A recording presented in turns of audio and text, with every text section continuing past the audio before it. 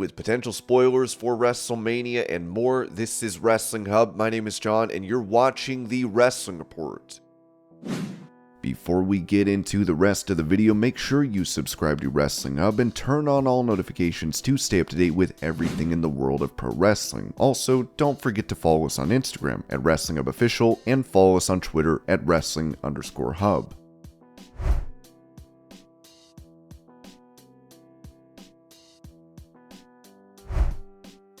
Speaking to AP News, Roman Reigns recalled his feud with Jey Uso and coercing him to join the Bloodline, saying, "When these ideas in real time started happening, it became a chain reaction, a domino effect. It's been like an onion peeling open left and right, these awesome opportunities and different rabbit holes to dive down with these different characters we've involved."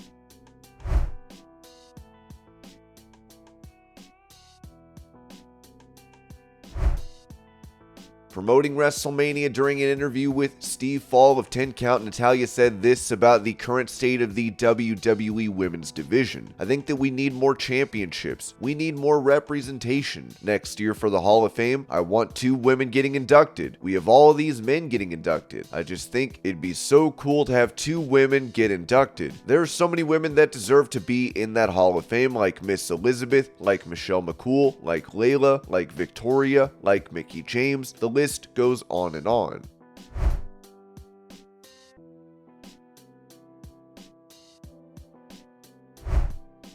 Saying this about WrestleMania Backlash being held in Puerto Rico, Fightful reported that WWE is getting paid a handsome amount of money to bring the Backlash premium live event to Puerto Rico as well as SmackDown. In recent years, WWE has made an effort to bring more of their premium live events and television shows to international arenas and stadiums across the globe. This trend started when the company began their partnership with Saudi Arabia in 2018, a place where they now host 2 premium live events every year. According to sources familiar with the situation, WWE is being paid a handsome fee of $1.5 million to bring the Backlash PLE to San Juan, Puerto Rico in May. The fee is being paid out by the Puerto Rico Convention Center District Authority and the Puerto Rico Tourism Company. Backlash will be the first PLE/pay-per-view that has been held in the country since New Year's Revolution back in 2005. WWE is also speaking to various locations domestically and around the world about the economic impact hotels, bars, restaurants, and spotlight, broadcast, and social promotion in the area that WWE brings to a city and its venue.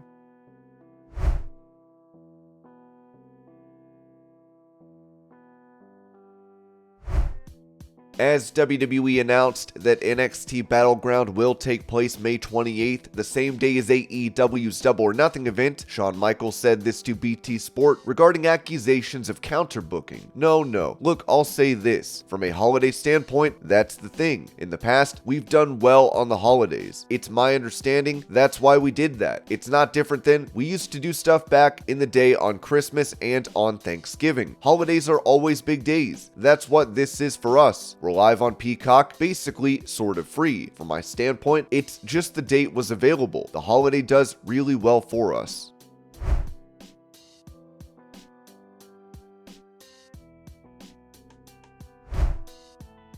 With Alexa Bliss being absent from WWE, this was said about original plans for her at WrestleMania. Bliss is scheduled to be in Los Angeles for Mania. Whether she's just part of activities there or does an appearance on the show is unknown. At one point, she was scheduled to be a part of the segment with Wyatt and Uncle Howdy, but that was well back, and Wyatt's situation has changed since then.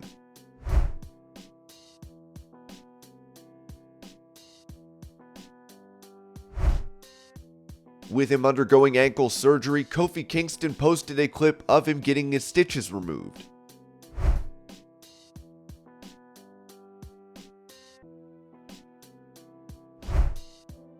Recalling his botched dive from SmackDown, Top Dollar revealed on Up and Adams, "I went to do a dive one time and my leg was like, 'You ain't got that, big fella.' I got caught on the top rope. It happens. It's live TV. You have to keep going with it. I'm still recovering. My leg is still recovering from that, and that was months ago. You still have to push through."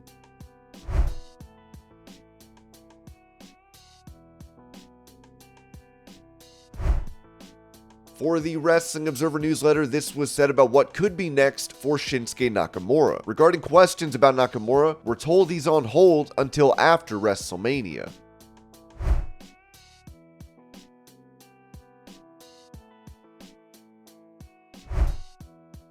With him previously considering a babyface run for MJF and AEW, president of the company Tony Khan told the LA Times, "I listened to the fans. When the reactions were so massive, I had to at least think about making MJF a good guy. But MJF is the world's best young pro wrestler and one of the best pro wrestling heels of any age I've ever seen, and I think his ability to antagonize the other wrestlers and the crowd is unparalleled. AEW is at its strongest when MJF is at his worst as a villain."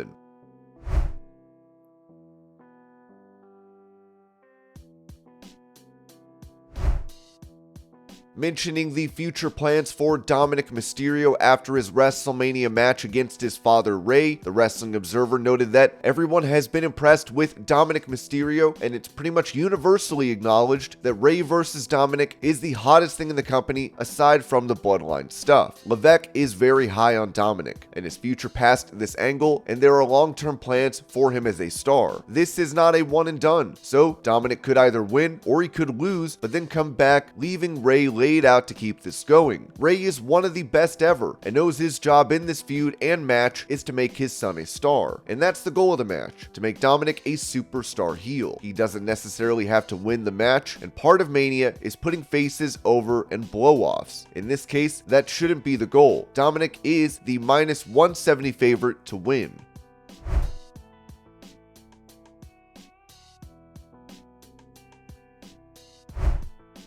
Talking to Alex McCarthy, Ricochet spoke about previous plans for him to join a stable in WWE, saying it was supposed to be like all the original Hurt Business guys, plus me, plus Apollo Crews. It would have been something, but then who beats that? I honestly think they were like, let's take a couple of people out.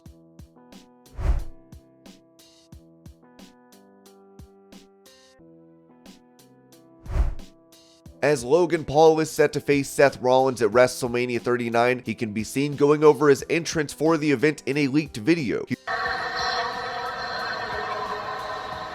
At 10? Okay.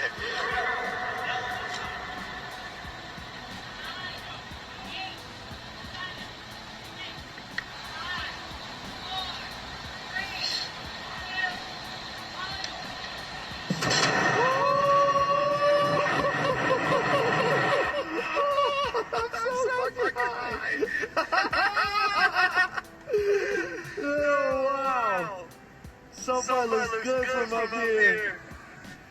This is the coolest thing ever, dude. This is awesome. Oh my god.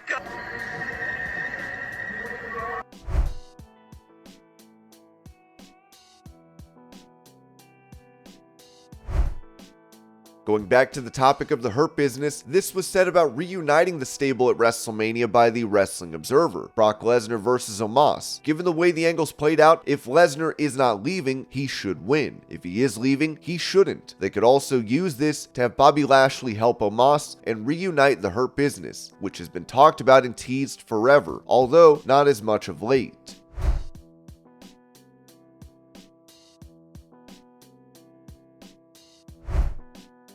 For the planning behind John Cena's match at WrestleMania 39, Sean Ross Sapp reported that Austin Theory ended up getting the spot, but several wrestlers had been pushing to work with John Cena. Dating back to last summer, there was top-level talent in WWE who were angling to work with Cena on the WrestleMania show. We're told that several talent that got wind of Cena being planned for WrestleMania and opened to what will be his first WrestleMania singles match in front of a live crowd since 2018. At one point, there were actually people within WWE who were pushing for Cody Rhodes to face John Cena, even though by August it was pretty well determined that Cody would be facing Roman Reigns. Logan Paul was considered for John Cena and even tentatively planned as of the fall, according to internal WWE documents. There was nothing on the slate for Austin Theory as of that point, but as of December, WWE had nailed down Theory versus Cena, and shortly after finalized Rollins versus Logan Paul. This year will be Cena's singles match at WrestleMania in front of a live crowd that was promoted ahead of time since Rusev.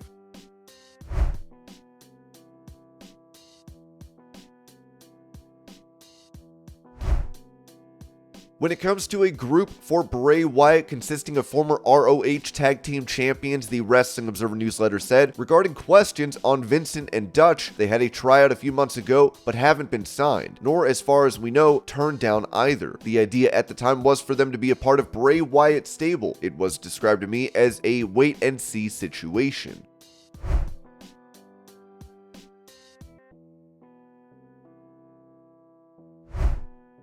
Touching on a possible spoiler for WrestleMania 39, the Wrestling Observer noted that Becky Lynch and Lita and Trish Stratus versus Bayley and Dakota Kai and Io Sky. The keys to this match are if Stratus is to go heel and turn on Lynch to build for SummerSlam, it would make sense for the Bayley team to win, although you could do the turn after the match. If there is no turn scheduled here, it's a match Lynch's team should win. WrestleMania would be the best place for the turn, but you also have to save some angles for television the next day. The Lynch team are minus 215 favorites. And this was your pro wrestling news update. I hope you're all having a great day. Thank you so much for watching, and I'll see y'all later.